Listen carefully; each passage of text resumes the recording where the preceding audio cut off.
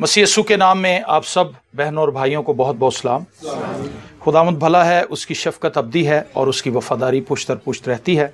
मेरे साथ निकालिए यशायाह नबी का सहीफ़ा, उसका बाब नंबर 65, उसकी 12वीं आयत खुदावंद के कलाम में से तिलावत करेंगे और फिर उसके बाद उसकी चौथी आयत 66वें बाब की चौथी आयत, एक ही पेज पे दोनों आपको मिलेंगी।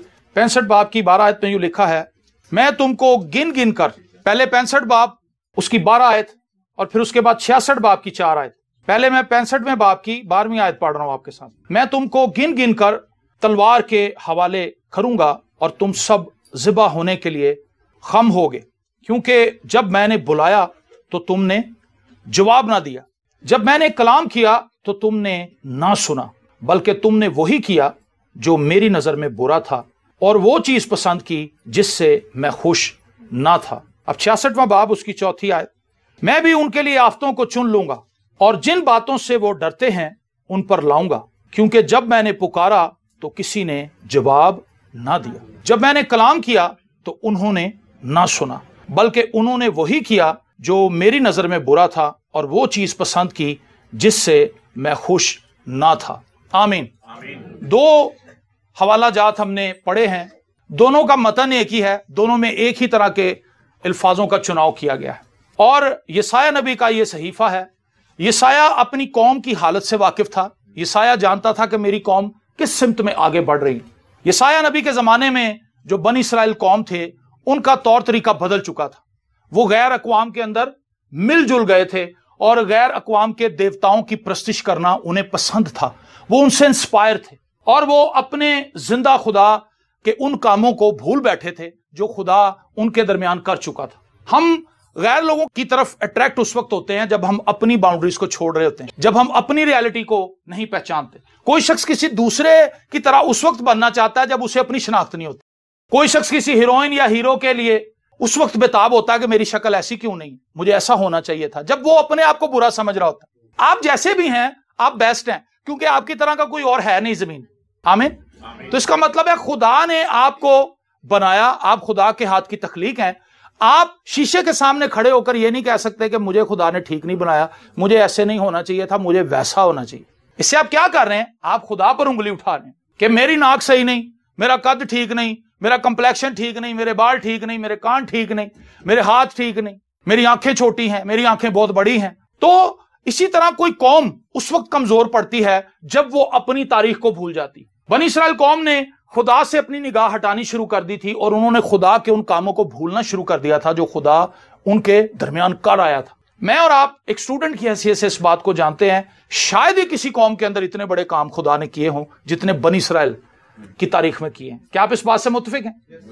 बनी इसराइल की तारीख में जितने बड़े मौजज़े खुदा ने किए हैं, बराह रास्त किए हैं, मंजर-ए-आम पर आकर किए हैं, पीछे रहकर नहीं, बल्कि खुद खुदा उनके साथ चलता था आग की सूरत में और अबर की सूरत में उनके साथ चलता था और उनके दुश्मनों के खिलाफ लड़ता था।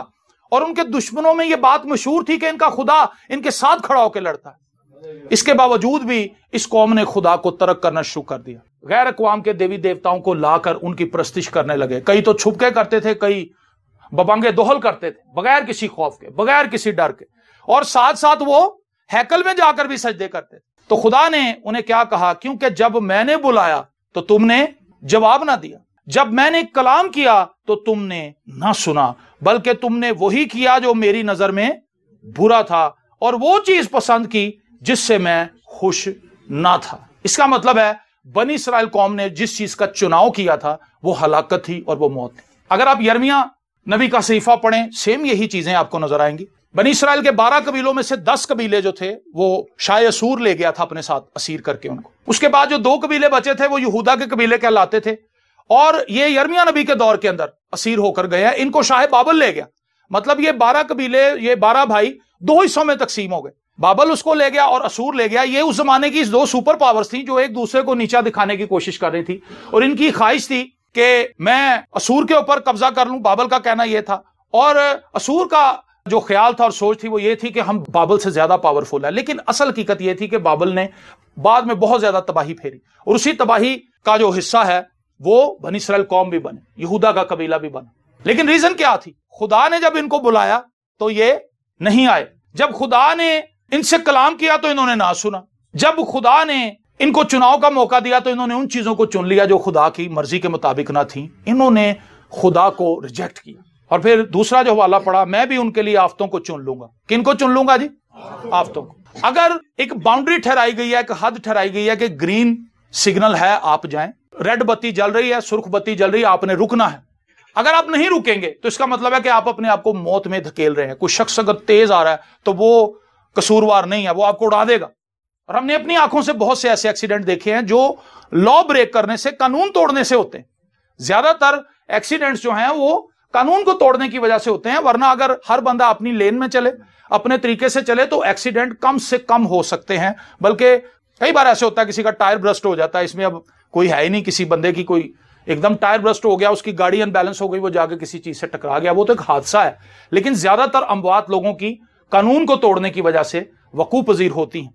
और खुदा ने कहा, चूंकि तुमने ना तो मेरी सुनी, जब मैंने बुलाया तुमने कान भी ना धरा, तुमने मेरे कलाम को भी रिजेक्ट कर दिया, तुमने उन कामों को किया जो मुझे पसंद नहीं थे, तुमने मुझे चिढ़ाया, मैं भी उनके लिए आफतों को चुन लूंगा। और जिन बातों से वो डरते हैं, बनी इस्राएल कौम जब निकली थी मिस्र में से तो उन्होंने फतूहात देखी थी, बार बार फतह उनको खुदा दिलाता था। उनको ये गुमान हो गया था कि हम कभी शिकस्त नहीं खा सकते। खुदा हमारे साथ है जी, खुदा हमारे साथ है। आपने देखा होगा हमारे मसीह भी यही कहते हैं, यीशु बड़ा बड़ा, ओ जी यीशु बादशाह, जी यीशु बादशाह, मतलब बादशाह। ये कहना तो बड़ा अच्छा लगता है, लेकिन क्या वाकई इसका हमारी जिंदगी के अंदर कहीं इतलाक भी होता है? इसकी एप्लीकेशन कहीं हमारी लाइफ के अंदर है? नहीं है।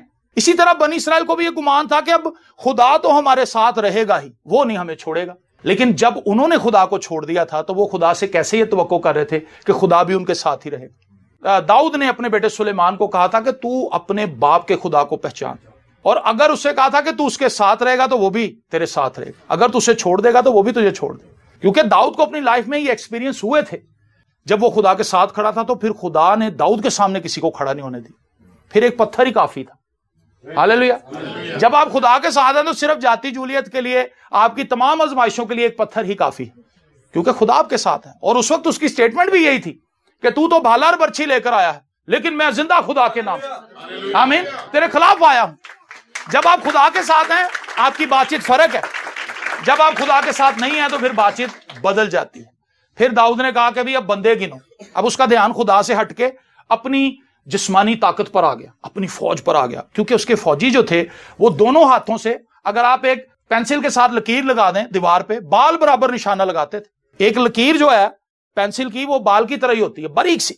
अगर मैं यहां पर लगा दूं और एक बंदे को वहां खड़ा कर दूं, उसको फलाखन दूं और उसको कहूं जी आपने राइट लेफ्ट हाथ से जब पत्थर मारना है तो वो जाके उस लकीर के ऊपर लगे, कितना मुश्किल है ये।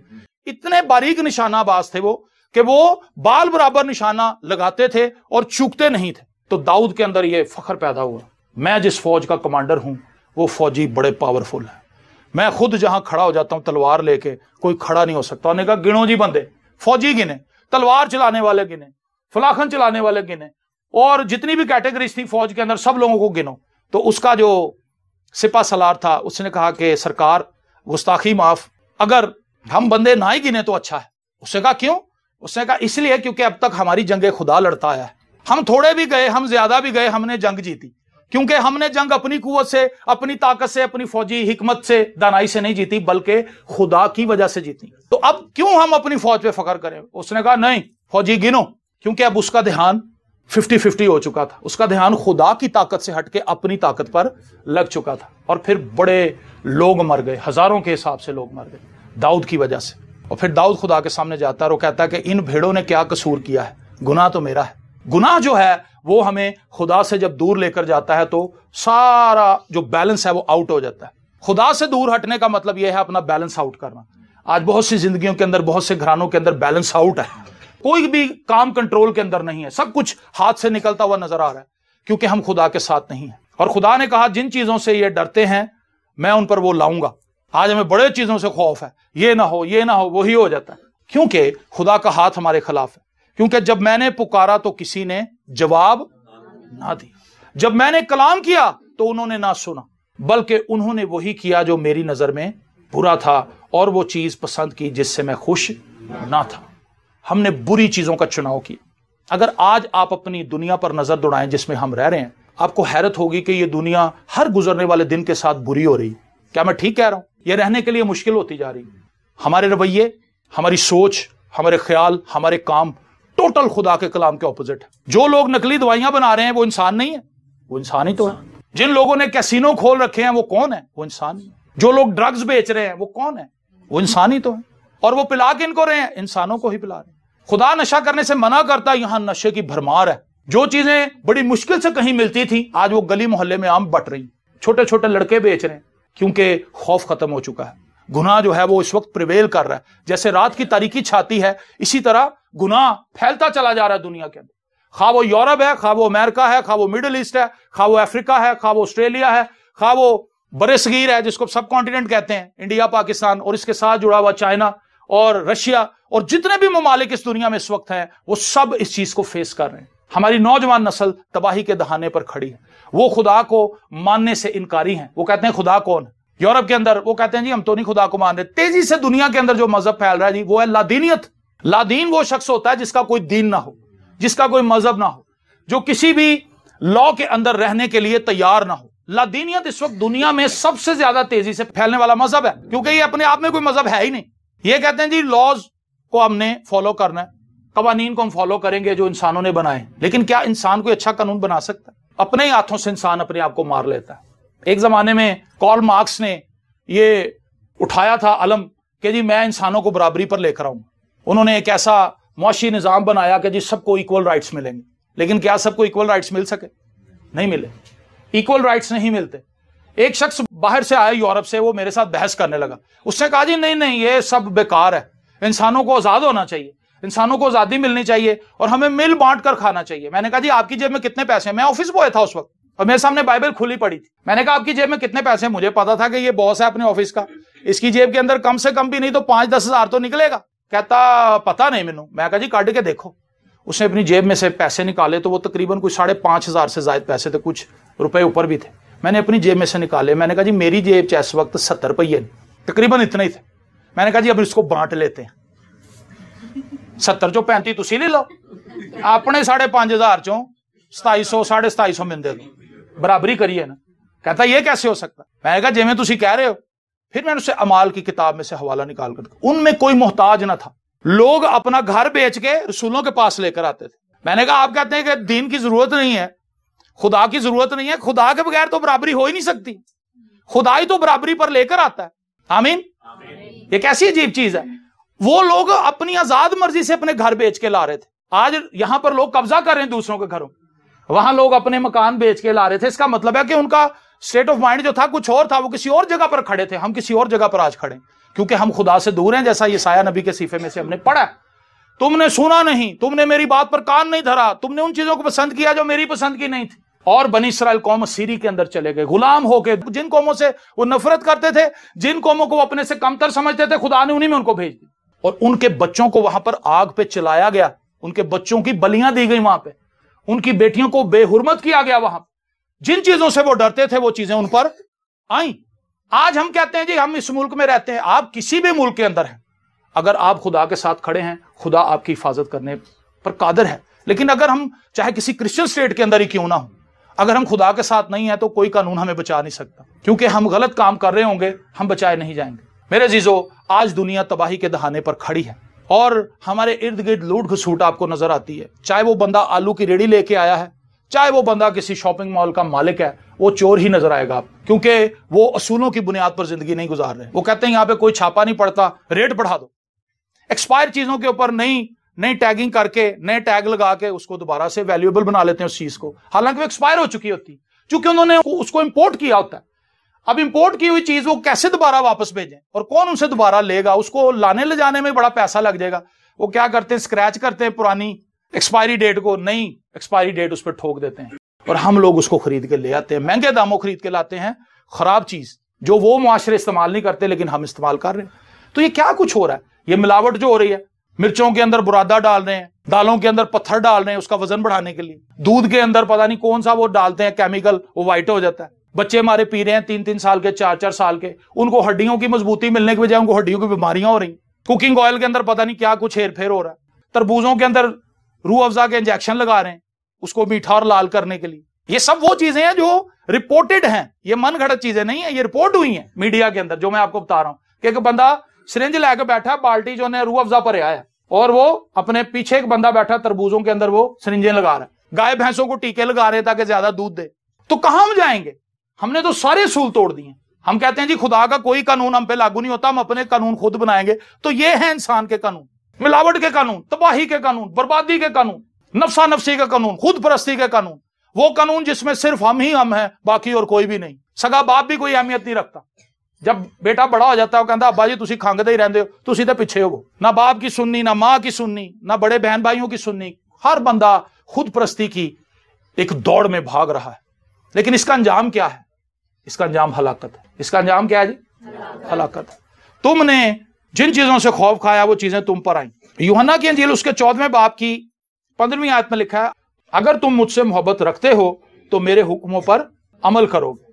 लो जी, सिर्फ एक बात है जिससे हमारी सारी पर्सनैलिटी सामने आ जाती है। अगर हम खुदा के कामों को मानते नहीं, अगर हम खुदा के कलाम को सुनते नहीं, अगर हम खुदा के अहकामात को मानने के लिए अपने आप को झुकाते नहीं, तो हम खुदा से मोहब्बत नहीं करते। हम चाहे रोज चर्च आए, हम चाहे हफ्ते के हफ्ते चर्च आए, हम चाहे डेली बाइबल पढ़ें, अगर हम उसके हुक्मों पर अमल पैरा नहीं है तो हम फारिग हैं। वी आर नथिंग, हम कुछ भी नहीं। हम आग के अंदर जाने वाले लोग हैं, हम जहन्नुम का स्टाफ है, हम जहन्नुम का ईंधन है, अगर हम खुदा के कलाम को सुनने के लिए तैयार नहीं। जब खुदा के कलाम को सुनने की बात होती तो महज सुनने की बात नहीं होती, इसमें अमल भी शामिल होता। जो बच्चा स्कूल जाता है उसके लिए माँ बाप सिर्फ ये नहीं कहते कि बेटा जाई और टीचर जो भी कहना ध्यान नाल सुन के आई, बस सुन के आ जाए। जब सुन के आया उसको समझ ही नहीं आई, उसने उस पर अमल ही नहीं किया। जब बाप उसको कह रहा है कि बेटा जरा लिख दो, कह रहा जी मैंने लिखना आंदा, मैं तो बस टीचर को सुनता हूं जाके। तो वो स्टूडेंट बेकार है जो सिर्फ सुन रहा है। कई स्टूडेंट ऐसे होते हैं वो कहते पीरियड मुक्कण वाला, जो मैं क्या ना मैनू नहीं समझ आई तो टीचर ने मैंने लैदा बुला लेना, मेरी अद्धी छुट्टी भी मारी जानी। कहता हाँ जी समझ आ गई सब बच्चों को, जी जी जी आ गई समझ, आ गई समझ, लेकिन समझ नहीं आई होती। और वो कुछ देर खेलने के लिए एक अच्छी अपॉर्चुनिटी मिस कर देता है। क्योंकि अगर वो कहता कि टीचर मुझे समझ नहीं आई, आप मुझे समझाएं, टीचर ने कहना चलो आप आ जाओ ऑफिस में, मैं आपको वहां पे बता देती हूँ या बता देता हूँ। लेकिन वो बच्चा कहता कि अगर मैंने ये कह दिया कि मुझे नहीं समझ आई तो मेरी अद्धी छुट्टी गई, मेरे दोस्त खेडणगे तो मैं उसे कापी लेके बैठा रहूंगा। ना ना ना, मैनू आ गई समझ। सुबह फिर उसको स्ट्रिक्स पढ़ती। अब तो खैर वो दौर चला गया स्ट्रिक्स पढ़ने वाला, मुर्गा बनने वाला। वो दौर अच्छा था, उस दौर में टीचर की भी इज्जत थी। आज टीचर की कोई इज्जत नहीं है, क्योंकि हमने आजाद छोड़ दिया अपने माशरे को। हमने ये यूरोप का कल्चर अडॉप्ट किया। कलाम कहता है कि तू अपने बच्चे को छड़ी से मार, ऐसा नहीं कि उसकी चमड़ी उधेड़ दे, लेकिन उसको डरा, उसको बता, क्योंकि जिन चीजों को वो करने की ख्वाहिश रखता है उसको पता नहीं कि ये क्या है। यूरोप ने क्या किया? यूरोप ने एक ऐसा कल्चर डेवलप किया जो उनकी अपनी सोसाइटी का कल्चर था। बच्चों को मारे ना, बच्चों को कुछ ना कहें, उनकी ज़हनी ग्रोथ रुक जाएगी, उनकी लंबाई कम हो जाएगी, वो बच्चे सोचना छोड़ देंगे। हमने अपने बच्चों को मारना छोड़ दिया। टीचर्स के लिए प्रॉब्लम्स खड़ी हो गई हैं क्लासरूम के अंदर। बच्चे छेड़ते हैं, बच्चे हूट करते हैं, मजाक उड़ाते हैं, और टीचर बेचारी अब कुछ कह नहीं सकती। अगर वो किसी के बच्चे को कान से भी पकड़ ले तो अगले दिन प्रिंसिपल ने उसको दोनों कानों से पकड़ लेना कि आप बताएं आपने क्यों उस बच्चे को पकड़ा, आपको पता नहीं है फलाने का बच्चा है फलाने। उस जमाने में कोई किसी का बच्चा नहीं था, उस मोहल्ले का बच्चा भी सबका ही बच्चा था। मोहल्ले का अगर कोई बुजुर्ग चाचा गुजरा तो उन्हें फाड़ लेना, इधर आ भी तो सिगरेट क्यों लाई हुई है, और उसको ये राइट था कि वो ठुड्डे और चपेड़े दोनों मार सकता है। लेकिन आज आपका सगा चाचा, सगा ताया आपको कुछ नहीं कह सकता। अगर कोई चाचा कह देना ओए बेटा है की कर रहे हैं, वो कहे मैं अपनी पी रहा जी, मैं अपने अब्बू की कमाई दी पी रहा, तुसी कौन होंदे हो। और वो ये अथॉरिटी भी नहीं रखता कि वो घर आके शिकायत लगाए कि यार मैं तेरे मुंडे नूं देखिया सिगरेट पी रहा। वो भी कहेगा यार साढ़े घर का मसला, तेरा की मामला है, तू ले आके दे रहे हैं। तो ये बदतमीजी का जो माहौल हमने अपने कल्चर के अंदर अडॉप्ट किया है, ये हमें तबाही की तरफ लेकर जा रहा है। क्योंकि हम किसी लॉ के नीचे रहना नहीं चाहते, हम आजाद जिंदगी गुजारना चाहते हैं। आप जितना खुदा के कलाम से अपने आप को आजाद करेंगे, आप उतनी ज्यादा गुनाहों के अंदर घिरते जाएंगे। जितना ज्यादा कोई मसीह के पास आएगा, मसीह के कलाम के नीचे आएगा, वो आजाद होता जाएगा, वो आजाद होता जाएगा। यीशु मसीह ने कहा मेरा जुआ हल्का और मुलायम है, मेरा बोझ हल्का है। दुनिया जो आप पर बोझ डाल रही है, दुनिया जो इंसानों पर बोझ डाल रही है, वो बहुत ज्यादा भारी है। यीशु जो हम पर बोझ डाल रहा है वो बड़ा हल्का है। एक शख्स को अगर आजादी मिल जाएगा, भी फलाने तेन गाला कटियां, जाकर गोलियां मार, वो जाकर उसको गोलियां माराएगा। इसका खमियाजा क्या है? फांसी।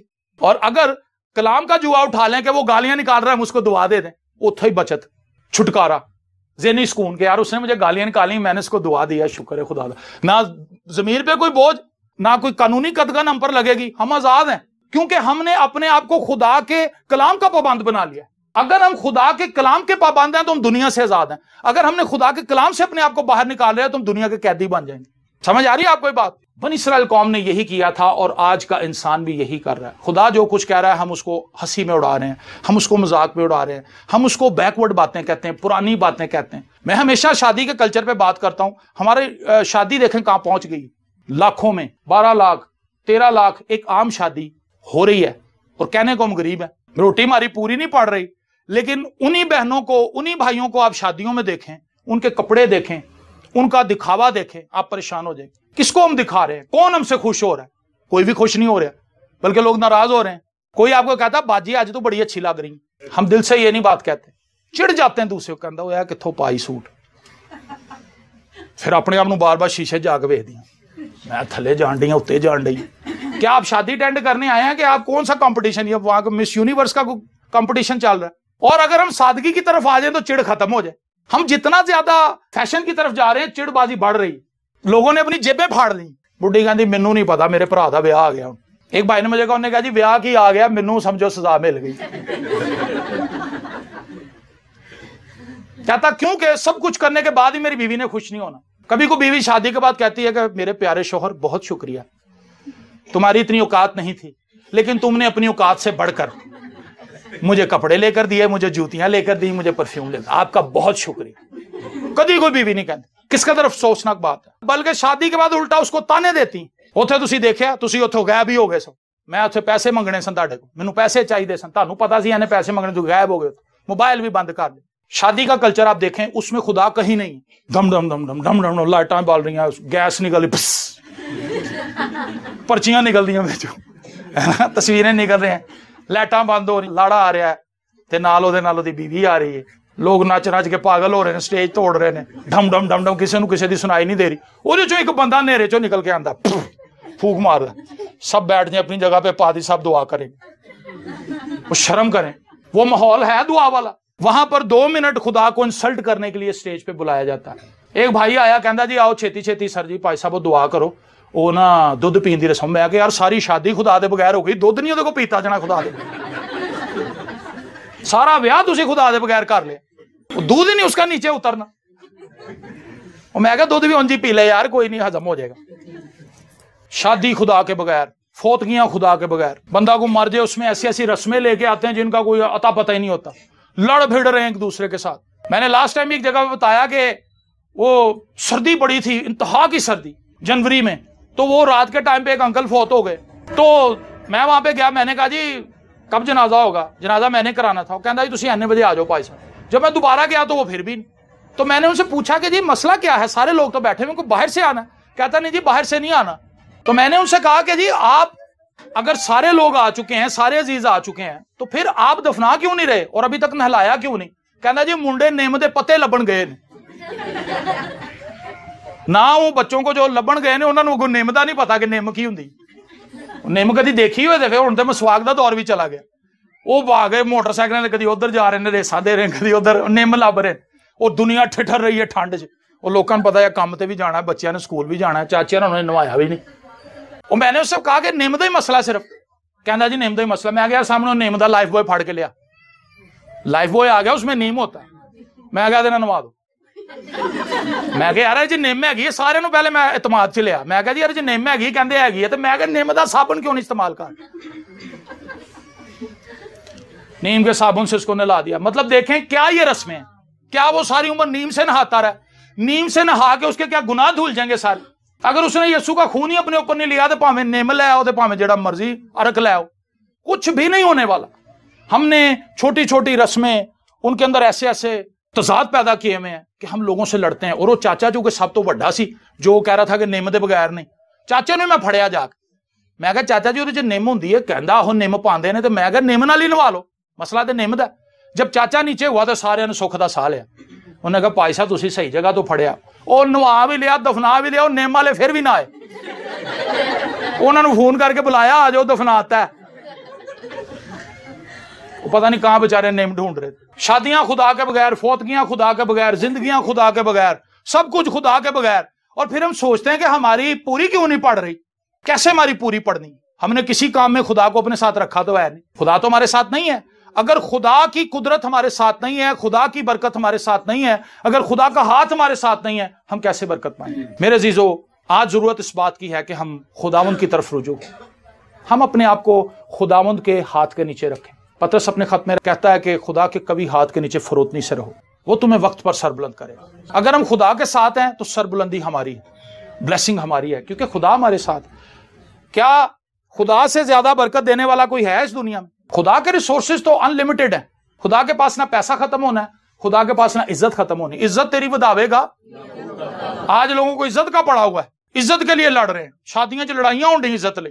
सानू सामने नहीं बुलाया, तस्वीर नहीं लवाई, सानू किसी ने मुंह नहीं लाया, असी लाखां रुपया लाता। इसीलिए मैं कहता हूं कि अपनी लिमिट में ही रहे। हो सकता उत्थे कोई तस्वीर नहीं बुलाए ना, तुम एवं एने बन ठन के चले। एक बहन को, एक बच्ची को मैंने देखा, वो दुल्हन से भी ज्यादा तैयार होके पहुंची वहां पे। वो रोक ही नहीं रही, कभी इधर जा रही, कभी उधर जा रही, कभी इधर निकल रही। लाल उसने कपड़े पहने हुए, ताज पहना हुआ और बड़े जरक बरक कपड़े, और वो सबसे फर्क लग रहा है। मैं पूछा, मैं कहा जी ये बच्ची कौन है? कहने जी ये गेस्ट है। तो मैं कहा नूह किथे वे ताड़ी? कहते जी वो तो अजे आई नहीं। मतलब इतना तैयार हम होके फिर रहे हैं। वो मैंने सोचा, मैं क्या कुड़ियां तो बेचारे ने बड़े पैसे लाते होने, और फिर हम लड़ते इसी वजह से हैं। लड़ाइयां इसलिए हो जाती हैं कि इन्ने महंगे, इतनी महंगियां जुतियां, इन्ना महंगा सब कुछ करके तो सानू अगे नहीं बुलाया स्टेज पे, इज्जत ही नहीं देती। आप सिंपल ही रहें। और मैं हमेशा ये बात बताता हूं, चाहे इसको कोई माने या ना माने, लेकिन मैं हमेशा ये बात कहता हूं कि आपने जितने पैसे लगाए हैं अपनी शादी पे, आप उसमें से सिर्फ 25% उसको दे दें जिसकी शादी है। आप कुल एस्टिमेट लगाएं, अगर मैं अपनी बेटियों के 2 सूट बनाऊं, अगर मैं अपने बनाऊं, अगर मैं अपनी बीवी के बनाऊं, अगर मैं अपने बेटे के बनाऊं, तो ये जी कुल मिला के कोई 80,000 रुपया बन रहा है। 80,000 में से हम 20,000 जाके उनको दे देते हैं, और हम वही कपड़े पहन लेते हैं जो हमारे पास हैं। किसी ने मैंने निकाल देना, मैनू आज तक किसी ने नहीं कढ़िया कि भाई साहब तुसी वही अपनी शादी का ही सूट पा के आ गए। मैं कहा भी शादी का ही पाया ना, मेरी शादी का सी। मैंने पता नहीं कितने निकाह उसमें पढ़ दी, अगे भी शायद मैं ओदे च ही पढ़ा। मैं हुणे ही तुहानू दस रहा, मुझे कोई नहीं कहेगा मैनू प्रोटोकॉल ही मिलना, मुझे प्रोटोकॉल मिलना है। उसकी रीजन है मेरे कपड़े जैसे भी हों। कहने का मतलब ये है कि आप अपने आप को इजी करें, आप जैसे आप अच्छे लग रहे हैं। पर्सनैलिटी इंसान की अपनी होती है, कपड़े साफ होने चाहिए, बस मेरा तो यही फलसफा है, सिंपल सा। कपड़े आपके साफ हैं, इस्त्री किए हुए हैं, इट्स ओके, कोई मसला नहीं। शादी आपने अटेंड करनी है, 2 घंटे की सारी कहानी है, और उसके पीछे बहनों की परेशानी देखें कितने दिनों की। लैस नहीं मिलन डी, भज्जा जाने बंदा फिर स्टार्ट कर, चलो जी इथों भी नहीं मिली, चलो परले पासे चलिए, चलो जी। और एंड ते कहती साडा मुंह ही नहीं सीधा हो रहा, मुंह तो सीधा कर। वो कहना मेरा लक पुठा हो गया, तू कहती मुंह सीधा।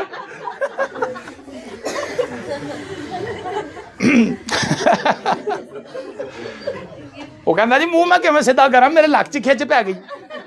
ट्रैफिक का बुरा हाल है, और टोए टिब्बों में लग लग के। लेकिन एंड क्या है? एंड कुछ भी नहीं, एंड कुछ भी नहीं। एंड में ये 2 घंटे के बाद, 2 घंटे भी कई दफा पूरे नहीं मिलते, क्योंकि जो पार्टी होती है आती 9 बजे, जिनकी शादी होती, मेहमान पहले आके बैठे होते हैं, कभी पानी पी रहे नैसले का, कहीं नैसले का भी नहीं होता। वो कहता यार पानी तो ला, कहता जी अभी वो गेस्ट आएंगे, तो कहता मैं भी गेस्ट ही हाँ, मेरा अलग सो कर मैनू पानी दे दो। पानी पीता रहता बेचारा, वॉशरूम जाता है, फिर बाल बनाता है, फिर आता है, फिर बाल बनाता है, फिर आता है। यही कहानियां सब कुछ हो रही है। ऑब्जर्वेशन है जो मेरी है, ये गलत है, ये सही है। यही कुछ हो रहा होता है। एक बंदा जो टाइम पे पहुंच जाता, पार्टी 9 बजे आई, जैसे ही वो 9 बजे आई, थोड़ा सा डोल ढमक्का हुआ, लोग एक दूसरे को मिले, नाले बत्तियां बंद हो गई। अंदर निकलो निकलो, कोई उबर लब रहा, कोई मोटरसाइकिल स्टार्ट कर रहा, कोई पैदल जा रहा, कोई रक्षा लब रहा। एंड पे वही खज्जल खराबी। सो इसलिए हम टाइम पे आए, टाइम पे सब कुछ करें, अपनी लाइफ को सिंपल रखें। दुनिया की भीड़ भाड़ में आप जितना ज्यादा खोते जाएंगे, आप और गुमराही की तरफ जाएंगे। सो चर्च के लिए जरूरी है कि चर्च उन चीजों को अपनाए जो खुदा की तरफ से हैं। हद से ज्यादा बनाओ सिंगार, हद से ज्यादा ओवर ईटिंग, हद से ज्यादा नमूदो नुमाइश, ये खुदा के कलाम के मुताबिक नहीं है। खुदा चाहता है कि हम सिंपल रहें, हम एक अच्छी जिंदगी गुजारें, दूसरों से प्यार मोहब्बत। उस जमाने में आपको पता है वूफर नहीं चलते थे, हर बंदा एक दूसरे को मिल लेता था। हुण ते नाल बीवी दी नहीं आवाज सुनाई देंदी, वो नान मंग रही होंदी तो बंदा बिरयानी ले आंदा, वो कहनी मैं नान मंगया, सॉरी, उत्थे रखदा प्लेट, फिर जाया भी होता खाना, क्योंकि वो चावल किसी ने नहीं खाने होते, वो फिर प्लेट उत्थे ही छड़ जाते।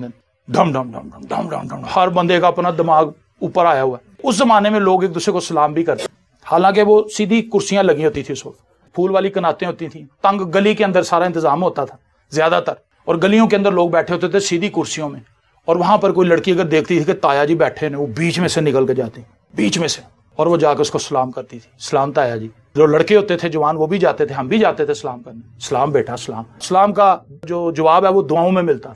आज ताया थे बैठा है, कुड़ी और स्टिक फड़ के कोले लंगी जा रही,